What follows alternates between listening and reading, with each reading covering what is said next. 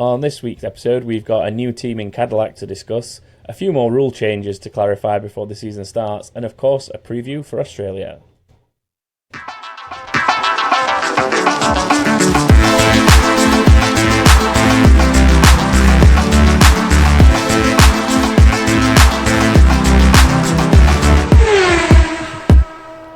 Hello and welcome to another episode of Back of the Grid. I'm your host this week, Tom, and I'm joined, as always, by Chris.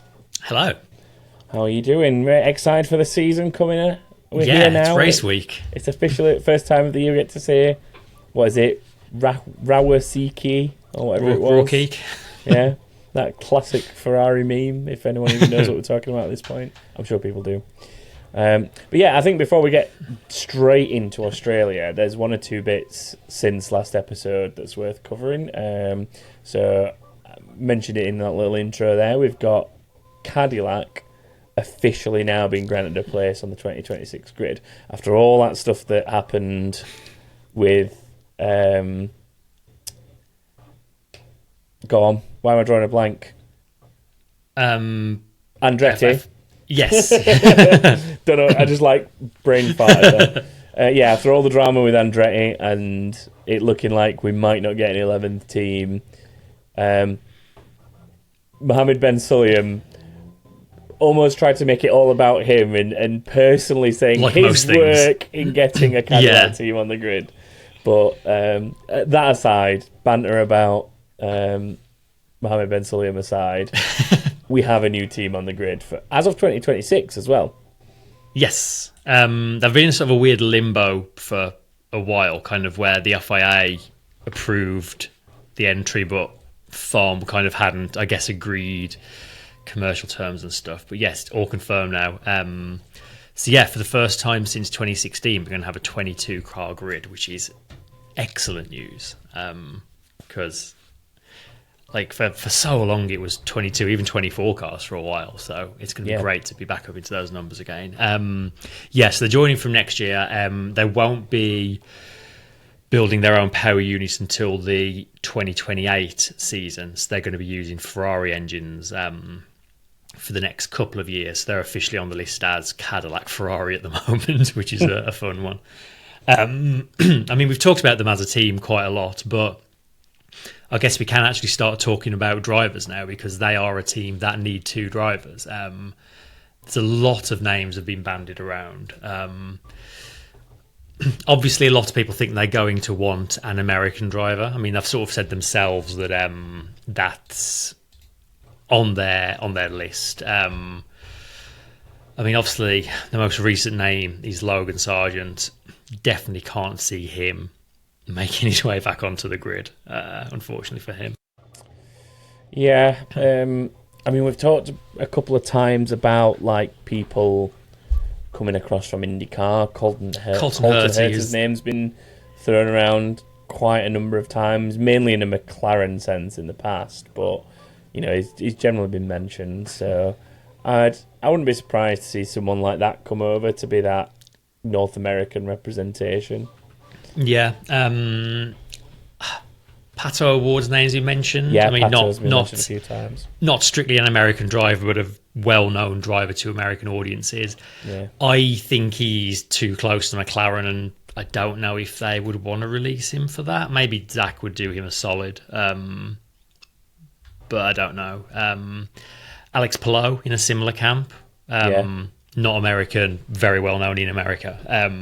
I think he's got potential to be a phenomenal F1 driver. He's been incredible the last few years.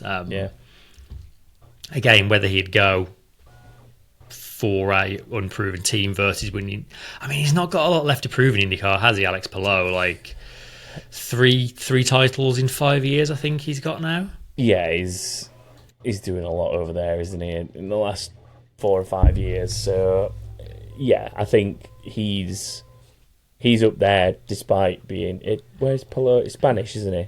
Yeah. So yeah, despite being European, I guess it would still be somebody that's known to the American audience, which is probably the biggest thing for a team like Cadillac. I don't think it necessarily needs to be I mean, even someone like, like your likes of your Scott Dixons and people like that, like people who have been in and around IndyCar for a while, people know and support them and would quite possibly happily move over to support that driver moving to Formula One in an American Cadillac team. And like you said, I think during the F1 75 launch event, it all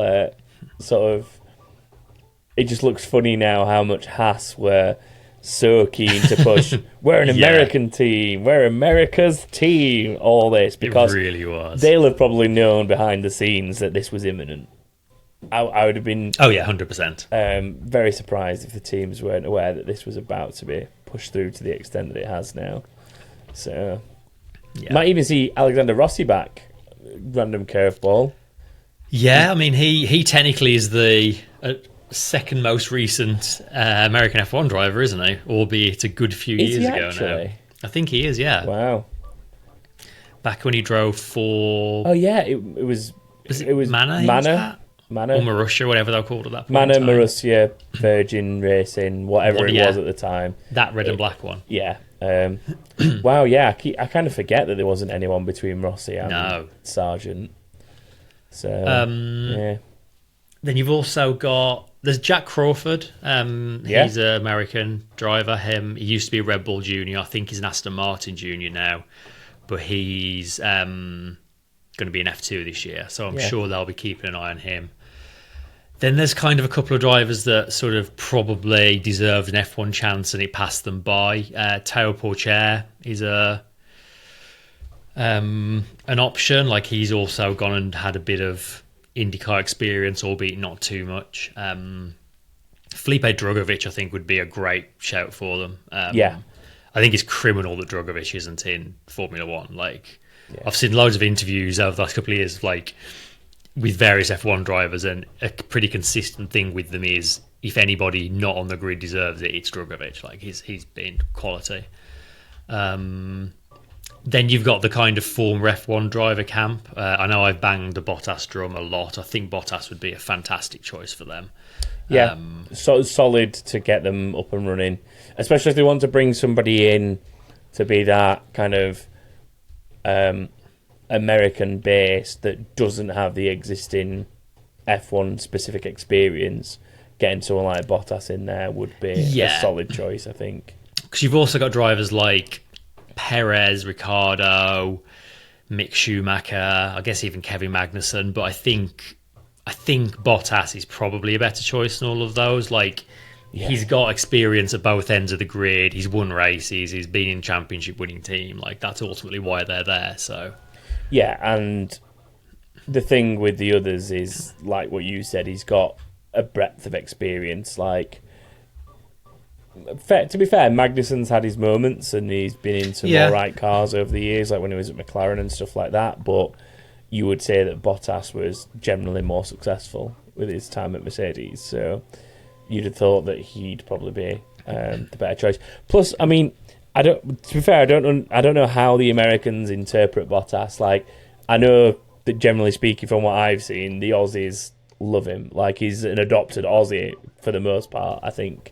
To the Australians. So, yeah, it makes me wonder how the Americans receive him. Like, because he's a very laid back guy, and I think that they could maybe, especially like that sort of NASCAR audience where everything's a lot more chill and a lot more bogan, to borrow that Australia phrase.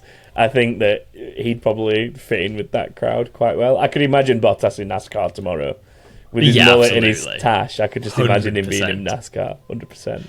Stepping out of his car and cracking a beer open. Yeah. A VB long neck. Yeah. And then there's, I guess the other category is like current drivers that will technically be out of contract end of this season. And I think the top two names in that list are probably Yuki Tsunoda, who I think pretty much everyone agrees that this is going to be his last year in the Red Bull family. Yeah. Like, if they were ever going to promote him, it was now, and they didn't. So I think he's probably done. As we said before, I think they're lining up Arvid Lindblad to take that seat next year. So maybe he could be a choice for them. Yeah. I know for a long time he was talked about as a potential Aston Martin driver with the Honda connection, but it sounds like his Honda links are kind of not as strong as maybe we first thought they were. And then interestingly, the other driver in that category is George Russell. He's only under contract to Mercedes until the end of this year. He's in that position as what should be the established driver with a hotshot young teammate coming in. Maybe that'll blow up and he'll want a change of scenery. Be very surprised, but it's a possibility. Yeah, personally, I think that's the longest shot. I think the it ones is. Yeah, that are currently on the grid. But yeah, there's definitely options there. Yeah, it's gonna be fascinating to see who they go with and to see how that team kind of builds up. And it's going to unfold pretty quickly because they're going to have to get that sorted imminently and have things put in place. So we might start seeing a silly season a little early. Imagine if they do take a driver that is currently on the grid for somebody else during the first third of the season or something like that. It could end up being a massive shake. One of these drivers that is going out of contract or something like that. That could be a massive long-term storyline for what happens for the rest of the season for that driver and that team, depending on who it is. So, yeah, interesting. Yeah, very much so. I think the other thing we'll do before we get into Australia is just to go over the rule changes coming up for this season. Seems like a good point. There are a few, and it seems like a good point to just remind people of them, even if we've talked about them before, as we start the new season. So I'll fairly quickly rattle through them. No more bonus point for fastest lap, which is a potentially significant change. They've not said it's off the back of what happened in Singapore last year, but it kind of is. It basically is. I don't think I'm going to miss that, to be honest with you. I don't think it really added. There was the odd occasion where you'd get a little interest around it, but for the most part, it was someone who was running in ninth with a gap behind them would pit for. It added a little bit of a interesting element towards the end of some races where, there might be one or two people dive in for a medium or a soft tyre or something and try and stick the fastest lap possible. And, sometimes those points can make a big difference to teams because you have teams that are obviously much faster generally but running at a more reserved pace because they're managing fuel, managing tyres, the leaders of the race generally in that situation. So it's a little bit of a shame, I guess, for say Williams or someone like that is 8th, 9th, 10th in the points and has a bit of a gap. Previously, they could have made a bit of a push for fastest lap and potentially picked it up because of everybody else driving conservatively. Now that extra point's obviously gone, but it's probably not going to make a huge difference, like you say. No. Over the course of the season, it's 20-something points, so it's less than a race win overall. So for the most part, it just seemed to make the gap between the fastest teams and the slower teams a little bit bigger than it already was. Generally speaking, yeah. We've also got more rookie driver time. So for the last several years, actually, it's been mandated that every car had to be given to a rookie driver for FP1. Twice. Now they're doubling that. So it's got to be each. It was once per car. Oh, so yeah, it was two. Yeah, so it was 2 appearances, once per car. One in each car. So now it's going to be 2 appearances per car for a total of 4 per team this year, which I think is good. It's always nice to see younger drivers doing FP1 sessions. Interesting though, they've not changed the definition of a rookie driver. It's still someone who's not participated in more than 2 championship races, which means that Antonelli, Hadjar, Bortoletto and Doohan will all count as rookie drivers for the first 2 FP1s they do. So all 4 of those teams will just tick one of those boxes in 2 races. Yeah. That seems a little silly in some. Well, I guess I was going to say, but you could have a caveat on the rule saying it has to not be one of the entered drivers, but I think when they are a rookie in that scenario, it's probably fair to let them have as much time as they can possibly get and just count it. And then how do you even define that? Like, you know, what if one of those drivers gets injured after 2 races and someone else does the rest of the season? Do you retrospectively count them? Or Gets messy. Another change is that if at any point qualifying can't go ahead, as we nearly had in Brazil last year, the grid will now be determined by championship order. There's going to be no more picking one of the practice sessions or something like that, or drawing lots.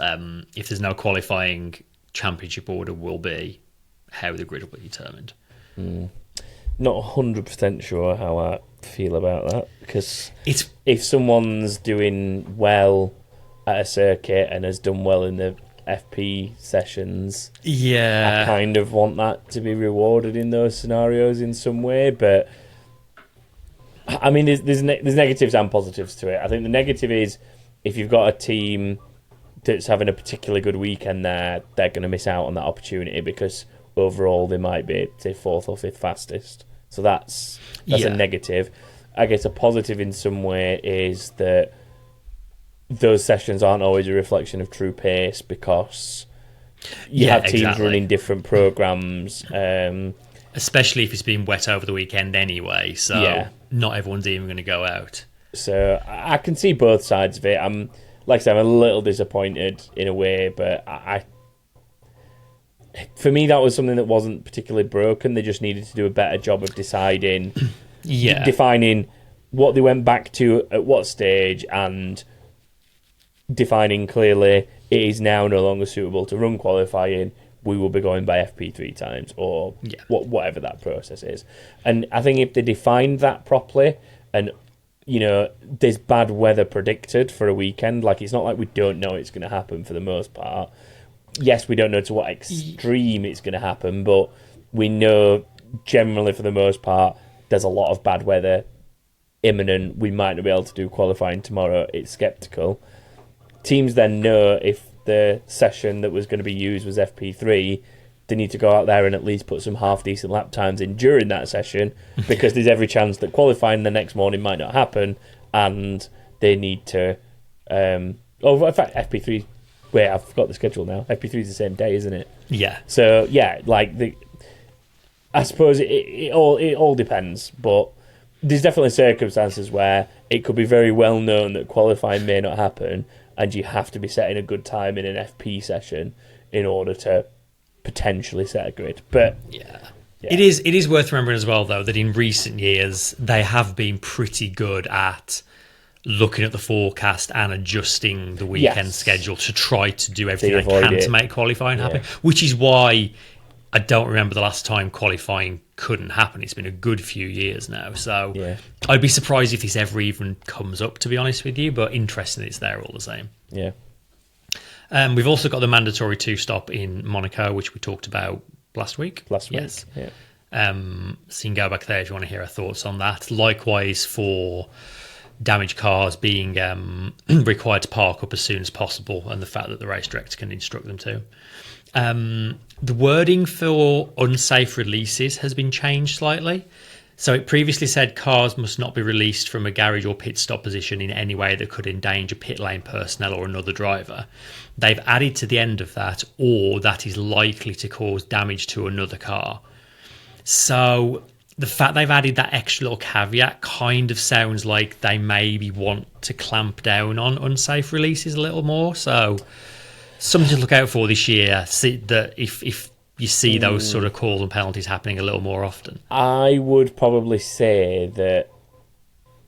Well, I'm obviously making a lot of assumptions here, but my guess on this would probably be that maybe comes from a release where initially everything appears to be okay, then something's gone wrong later, and they're then penalised for it, and them saying, well, at the time it was in the pit lane, it wasn't a danger to another driver or a possibly member of the pit lane crew, and they're adding that extra clarity to it to say basically whether it's dangerous as it leaves the pit box or whether it becomes dangerous once it's out on the track and it could damage another vehicle as well. Yeah, maybe. It's possibly just adding more clarity to it that, basically anything that comes out of it can be considered a... Yeah. That would probably be the caveat. I think that maybe teams have tried to argue as a loophole or something. Yeah, it could also be to cover, like, if a car that's already travelling down the pit lane has to brake or swerve to avoid contacts, like, in that situation, there wasn't actually any danger, but something, the way the car is released, had the potential to, kind of thing. Yeah. Next addition is that if conditions are forecast to be hotter than 31 degrees C specifically, a heat hazard warning will be declared, which allows teams to use a driver cooling system. And when they declare that, the weight limit for cars actually goes up slightly to allow driver cooling systems to be attached. There's not as far as I know, there's not a mandated sort of mass-produced cooling system that every team uses. I think they're open to interpret that system however they want. However, for this year at least, actually using that system remains completely optional. So they've kind of put the rule in, this is the point where we declare a heat hazard, so you have to use the driver cooling system, but actually you don't have to use it. You can choose not to. So a little bit pointless at the moment. Out of interest, does this mean that there'll be... See, what they should be doing, really, I guess, is mandating a ballast for those who aren't using a system, right? Yeah, if you choose not to use it, then you have to put something in. Because the teams shouldn't be opting to not use that and risking the driver having a heat stroke like mid-race because they want to save a few pounds in weight. I believe that is the case for this year, but I think the plan for future years is to be, when that heat hazard warning is officially declared, they have to have the driver cooling systems in place. Yeah, that's fair. Another slightly weird one. The limit on gearboxes for the season is being scrapped. So previously it was 5 gearboxes per season, or I think the gearbox was technically split into 2 or 3 components that you couldn't use more than 5 of for the season. Which sounds kind of like the teams are going to have free rein to just tear through gearboxes.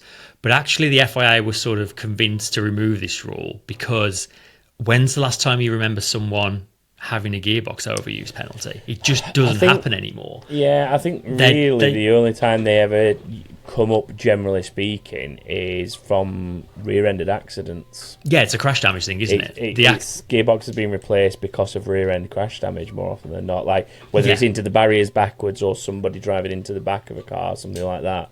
But usually that's the time that gearboxes get swapped out. And yes, sometimes it leads to a penalty, but it's very, very rare that it's for... and to be fair, that penalty is more because it's been changed as part of Parc Fermé, right? It's that it's an accident in qualifying, which breaks Parc Fermé rules by them changing it. I don't think any of them have ever been because of the number that they've used. I mean, there possibly will be some, but it's been a very long time, I think. Yeah, and I think it makes sense. Like the rule was originally there, like all the engine component rules, to encourage teams to design parts that are reliable and can keep going. And they've now made them so reliable that no one's getting the penalty for that. The only way anyone's going to get a gearbox limit penalty is if they're involved in so many crashes that they run out of gearboxes, but that's not necessarily going to be a driver or team's fault. That could be circumstantial. So I think that makes sense. Yeah. We've got the tougher flexibility test for rear wings from round 1 and then front wings, which is coming in round 9, which is in Spain, which we've sort of talked about before. Like that was obviously a big talking point last year, and I suspect it will continue to be this year. McLaren sort of were the ones that did the best job of that. Yeah, and I think what's interesting is it's been a limbo for teams like Red Bull, where I think they've clearly done something with the front wing to be able to compete with some of the other teams that did a better job of this last season.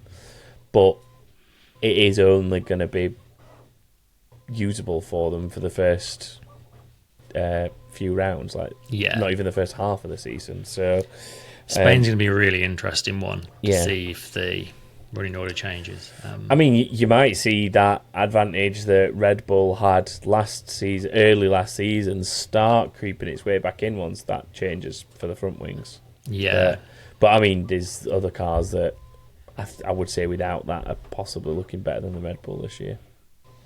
I actually saw a clip earlier today of an interview with someone that used to be at Toyota back in 2010, 2011, 2012-ish. And there was a race around then that both Toyotas were disqualified for flexible bodywork, because he was basically saying, although this is being talked about now, it's been around, this whole flexible bodywork thing has basically been around as long as aerodynamics have been a thing.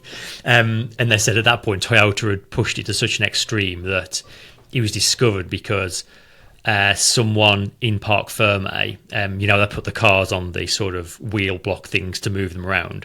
He was on one of them, and someone tried to push the rear wing of the car to move it, and the rear wing literally just crumpled and folded under their hand. He was like, Charlie, you need to come and look at this. And then the last rule change of interest is that the number of stewards is not specifically changing, but the maximum is going from 3 to 4. So that at some races, I guess races like, I don't know, what races do you tend to get a lot of safety cars? Like Singapore, for example, I suppose. The FIA can choose to have a 4th steward just to speed up decision making, essentially, which I think, again, makes sense. I think having a different number of referees at different races maybe is a little odd. I'd rather they just have 4 all the time. Just have 4 all the time. Yeah. But there we go. Yeah. But yeah, that just about gets you up to speed with all the new rules for the coming season. Very good. Which brings us nicely. Brings on to Australia, doesn't it? The start of the season. So let's have a quick look, I guess, at what we think is going to happen heading into the weekend. So we come off the back of testing. We did a little bit of a testing review of where everybody roughly ended up, who did what with their glory runs and fastest laps. Feels like it's a relatively accurate running order, but not necessarily fixed in any way. There's definitely room for people to move around on that list. Probably the best looking car of the lot over testing was the McLaren. Do we think they're still the ones to beat? Are they still does that pace seem genuine to you that they are ahead of the others at the moment? It seems that way. Normally in the kind of week after testing, the more people crunch the numbers, you'll sort of see some suggestions that the picture might have changed slightly, but McLaren still very much seem to be the top of everyone's list, so they definitely seem to be the ones to beat. Yeah, I'm finding it hard to look past at the minute. I think Ferrari and Mercedes do look pretty close between each other, and Ferrari in particular look like they could be quite close to McLaren, but yeah, it'd be very interesting to see them in actual race pace and actual, running in anger, as we always say, and seeing how that pans out. Speaking of Ferrari as well, I mentioned Ferrari there. Hamilton, official race weekend debut as a Ferrari driver. It's very weird after however many years it's been watching him in either a McLaren or a Mercedes combined, to already think that he looks at home in that Ferrari team, in just within the car, within just the look of it all, in the red overalls and stuff like that. It feels like it's already been like that for a long time. It's very weird. It's a bit surreal. Do we think he can turn it into something of a podium, maybe even a win? I mean, there is a pretty spectacular list of drivers who won on their Ferrari debut. Vettel didn't do it, but Alonso and Raikkonen did, Mansell, Fangio, I believe, as well. So It would be pretty spectacular to see. I don't think it's going to take circumstance for it to happen, I think. And Australia does throw up slightly weird results from time to time, but I think a podium is very realistic for him.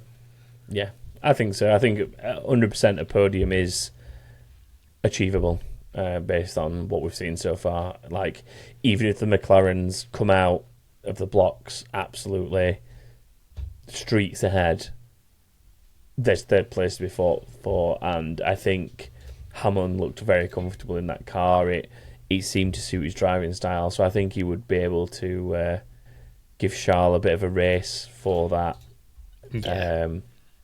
podium if that was the case. But hopefully they can give the fight to McLaren. I'd love to see a McLaren Ferrari fight in race one, like it's 1998 all over again. It'd just be all over again. Like, no matter what side you're on, no matter what driver you're supporting, like, to see two teams. I mean, in theory, they are the two long. Oh no, other than Williams, I guess. Yeah, they're like the two. In fact, I'm trying to remember if McLaren was around before Williams or not. I'm pretty sure Williams have entered more races than McLaren. Okay, so but even still, it's like two of the oldest teams on the grid. Going head to head again is what you hope for, and so many of the classic seasons have been Ferrari versus McLaren, so it would be absolutely awesome to see that again. Rookies, there's a pretty big number of rookies. Some people we've already seen on track in other cars, at other races. Others are like, true rookies, if you want to call them that, if you want to distinguish between the two, but yeah, there's a fair few of them, isn't there, this season? Yeah, and it's interesting because they're all, in terms of their teammates, they're all alongside pretty kind of known quantities, pretty good yardsticks. Yeah. So I think it's going to be maybe slightly easier than it has been for other recent rookies to judge how they get on. So yeah, I'm really interested to see how a lot of these rookies stand up against these more experienced teammates. Yeah, I mean, to throw a bit of context on that for anyone who's not aware, you've got Jack Doohan at Alpine alongside Pierre Gasly. Obviously, Gasly's been around a long time. Doohan made his appearance at the end of last season to replace Ocon, but really we've only seen him as an F2 driver, haven't we? Realistic senses, it'd be first proper season for him, despite already having an appearance under his belt. You've got Ollie Behrman alongside Esteban Ocon at Haas. So obviously, again, Behrman we've seen a couple of times with that really good performance in the Ferrari when he stepped in for Carlos Sainz during, was it an appendectomy? Was it appendicitis he had? Yeah. I think. And then he stepped in for one of the Haas drivers. Was it Magnussen when Magnussen was suspended? Magnussen got his ban. Yeah. So we've seen him a couple of times. Decent enough performances, but yeah, it'd be good to see how he lasts a season long against someone like Ocon, who again has been around a little bit.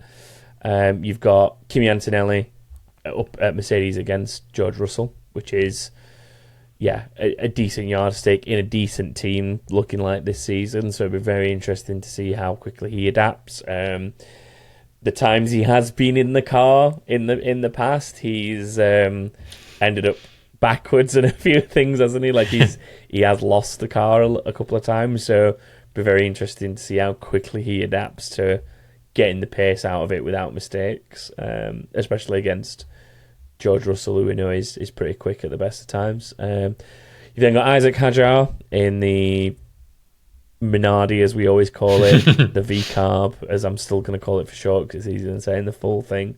Alongside Tsunoda, I mean, Tsunoda's not that much of a vet in himself. Like, what, is he in his fourth season this season? I want fifth, to say. I think. Fifth, wow.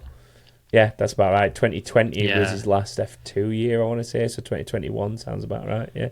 Or something like that. But we've seen him against several different teammates over the years, so he's got raw pace. We know he's got raw pace, and exactly. And so that'd be good for comparing Isaac Hadjar against. Liam Lawson technically counts as a rookie, even though it feels like we've seen him quite a bit over recent times in his step-in performances. He's probably got the toughest challenge of the lot in terms of who he's going up against from a driver perspective. teammate in Max at Red Bull. But I mean, they seem to be bonding quite well. They seem to get on all right. Being from that part of the world, Lawson's pretty laid back. He's pretty chill, isn't he? And I think that suits Max. Like they seem to, from what I've seen of them in media pieces together, they look like they're getting on well enough. And I don't think Lawson's there to intentionally rock the boat or anything. He's just there to get a job done and get whatever results he can in order to, try and maintain a seat there and potentially have an opportunity as and when Max decides to move on. I don't 100%. Think he's there to try and cause issues, so I'm sure he'll be all right. And then last one is Gabriel Bortoleto in the Sauber alongside Hülkenberg, which, again, with sort of Hülkenberg's kind of become one of those staple drivers, I think, now, where... He's a real yardstick, isn't he? If you want a good mid-level, midfield team driver to just get consistent results and outperform the car when the opportunity arises, I think out of recent years, Hülkenberg's probably been a really good shout for that. So yeah, Bortoleto's got someone good to learn from, and so many years experience both in F1 but then even in things like WEC, World Endurance and stuff like that. So yeah, someone good for Bortoleto to learn from. Out of all of those, who would you back right now for a Rookie of the Year run, if you were to pick one of those? I'm going Bortoleto. He's going to be in an absolute box of a car, so I think it's going to be hard to really measure what he's doing, but I think he's going to really impress people this year. Out of the five, I find it difficult. I think Lawson's probably, out of everything that's gone on up to now, and especially those drivers who have had shots in an F1 car before, I think Lawson looks the quickest of them all. Behrman probably looks the most consistent, I would say. And Doohan, I think, just needs to ramp up. Outside of that, having said all that, I think that probably Behrman, because of that consistency, might be the one in a similar position as well. He's going to be in the Haas. It's not going to be the fastest of cars, but I think Behrman, showing what he showed in the Ferrari, could probably outdrive that car on occasion, be really consistent, and maybe give Ocon a run for his money. So my shout was probably with Behrman at the minute, if I was going in blind like what we are. So yeah, that rounds up, I guess, rookies. I guess the last little bit before we go into full-on predictions is circuit changes at Albert Park, because we've got a little bit of a change at turn 6, which is where Russell had the big incident last year, isn't it? Yeah, and the changes are primarily just to try to avoid cars bouncing back onto the track there, like happened with Russell. So they've changed the curb profiles to make the transition from curb to curb a lot smoother and sort of to unsettle the car less. And then the barriers have been reconfigured and the gravel traps extended just to try and stop cars bouncing back onto the track, because it was quite a scary one for Russell. So but otherwise, same track, no major changes. Yeah. And then that leads us on to predictions, I guess, doesn't it? Yeah. Yeah. So, for those of you who are newer to us this season and have maybe not been with us in previous years, we basically run a predictions league throughout the entire season. It's all hosted on our website at backofthegrid.com. And it's free to enter, free to sign up. All you have to do is head there and sign up for an account if you don't already have one and you've not played before. If you're rejoining us from a previous season, you are basically already registered. You just need to sign into your old account from the previous seasons and get yourself set up. Australian predictions are open as you're listening to this now, and we're essentially going to go through and predict who we think will be fastest qualifier, and by that it is always the person who is on pole before penalties, is how we've always described it. It's the actual fastest lap in Q3. If they then get penalised for some reason and drop, they still count as fastest qualifier. We then have the winner of the race overall. We have the driver to be first DNF, or you could pick that everybody will finish if you think that's what will happen. Then we also have specifically the number of finishers that you think will finish the race, and then we draw a random driver each week to pick their finishing position. at random, and then once we've used all 20 drivers up, we kind of loop back and start the random draw process again. Yeah, we'll need to do that even earlier this year, I think, won't we? Unless we get some swaps and changes like we have in previous years or stand-ins. That pretty much sums up how predictions work. It's always worth going on the website, signing up and joining, because although we have the season-long leaderboards and an overall champion at the end of the season, these points are sometimes hard to come by, so no matter when you join in, it's worth doing. So it's worth getting in as early as you can. But also, just race to race, we do have a prize for anyone who does manage a perfect weekend and scores all 5 of these absolutely correct. So yeah, I guess at this point, now I've explained it all, we go through ours, right? I've stalled for as much time as I can, Chris, to give you time to think about where you're going to go with this. So I'm going to throw it straight at you and say, who do you think will be fastest in Q3? I'm gonna go heart over head for this first one, and I'm gonna say Piastri. Okay. When you say head, who was your head choice? Norris. Okay, well that's fine, because that's kind of where I was going. I've intentionally worn the cap for making that exact prediction. Race winner. Are you sticking with a man in papaya? I am, yeah. I'm going for a double Piastri. A double Piastri. And Australia goes wild. The scenes, if that were the case. Interesting. Do you know what? I think I'm going to join you on that one. Ooh. I think between them, they've both got decent race pace, and yeah, I don't know. I see maybe a Piastri in there, so I think I'm going to join you on that one. First DNF. I'll jump first on this one because I made you go first on the last couple. I've already seen somebody mention it in chat, and I am going to be that harsh, and I am going to say it's going to be Jack Doohan, because we have what I like to say is sort of the special race curse.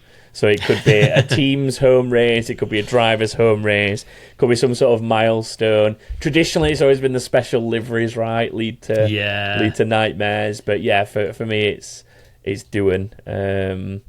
Unfortunately, having his home race and being first DNF on this occasion. What about you?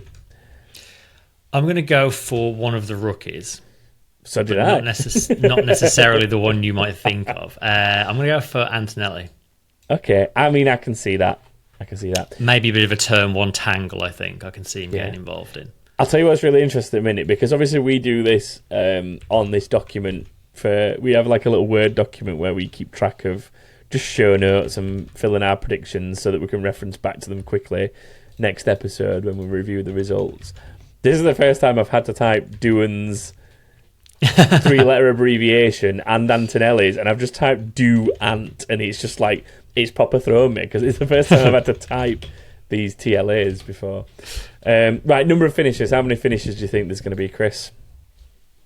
It's normally fairly low here. I'm going to go 16. Okay, I'm a little bit more optimistic, and there is a lot of rookies on. There's 5 rookies on the grid though.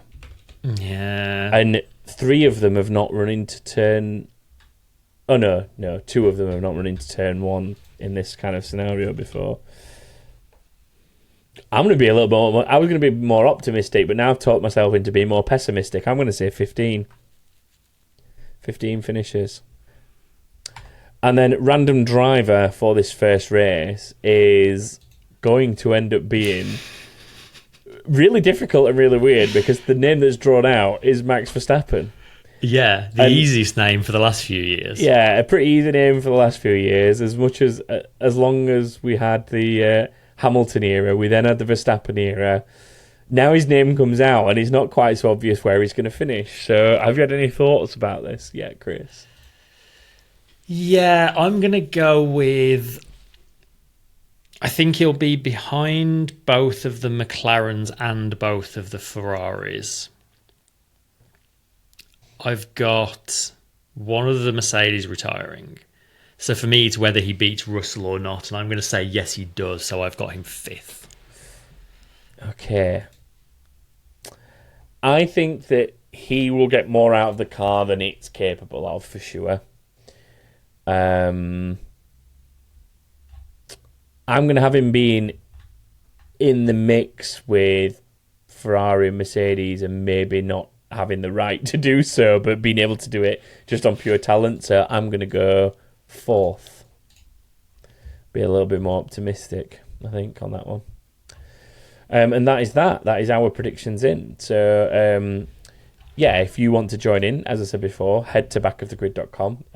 The links are in the descriptions of the podcast episodes, so you'll be able to click those. There will also be links to our GridRival League, which is our fantasy league. So if you've not joined that before, we take part in GridRival, which is a cool fantasy-based system that also has an IndyCar option this season. So We've also started a little mini league with that. There'll be details to those on the website. F1's official fantasy game starts. Well, it's probably live by the time you're hearing this episode, but as we're recording it, it's not quite live yet. But between now and the recording going out, I should have hopefully had a fantasy league set up for the official F1 game as well. So we'll have that up there, and we'll link. The information for all these should be on our socials as well. They're on the website. If you want to get involved with either of the fantasy leagues or the predictions game, the best thing I can say is head to backofthegrid.com. Right. And we've got one last little bit of thing, which is a piece of inbox, isn't it? So let's hear that jingle properly for the first time this season. Keep me saying now. Stay out. Box. Hey, man. There's so much officially wrong with that jingle now. Yeah, actually. Lewis in a Mercedes. Forgot his old race engineer. His name. Bono being there talking to him. Kimi being on the grid. Yeah. We need a new one. Wasn't it also in Hockenheim where we don't race anymore? Yeah, where they don't race anymore. So like this, pretty much the only thing of that entire jingle that's still relevant is Lewis being on the grid. Anyway, I'll let you read the inbox. Question from Benson, who says, "Hey man, do you think Doohan can do anything to keep his seat at Alpine, or has Flavio already decided to replace him with Colapinto?" I've had suspicions for a long while that what is it? His contract is officially a 5-race contract, isn't it? That's officially what's been talked about, and it's never been confirmed. But that's the speculation. I don't know. With the way Flav is, I wouldn't rule it out. Let's put it that way. But I would hope that Doohan can do enough over the first few races to show that he warrants being there. They've had him in their young driver system for a little while now, so I think that it kind of spits in the face of that system if they do just chuck him out so unceremoniously. Like, even Red Bull have never been that harsh, have they? Let's put it that way. Mm-hmm. Yeah, I've just actually read that Colapinto is going to be present at all of these first few races as a reserve driver as well. So we're going to get all of those shots of every time Doohan does something wrong and the camera cuts to Colapinto in the garage. Yeah, this is why Cadillac need to act, though, isn't it? Like, if Cadillac get in Colapinto's ear and say, basically, come drive for this new team, we'll have the Ferrari engine, we'll be moving to our own engine. It's a big opportunity for, North and South America and all this stuff. There's a good opportunity there, basically. So I wouldn't be surprised to see Cadillac potentially try and get someone like Colapinto to then sit alongside a little bit more of a seasoned driver, whether that's an F1 vet or whether it's someone like what we were talking about earlier, like an IndyCar vet that comes across. But, he's proven that he can do when he was at Williams, so it's a difficult one. I think Doohan will be able to do enough to probably keep it at bay, but I hope so.